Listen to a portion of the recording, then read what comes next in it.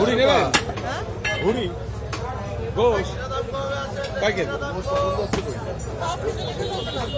নেন? এই সামনে রাখতে 5 কেজি গোশ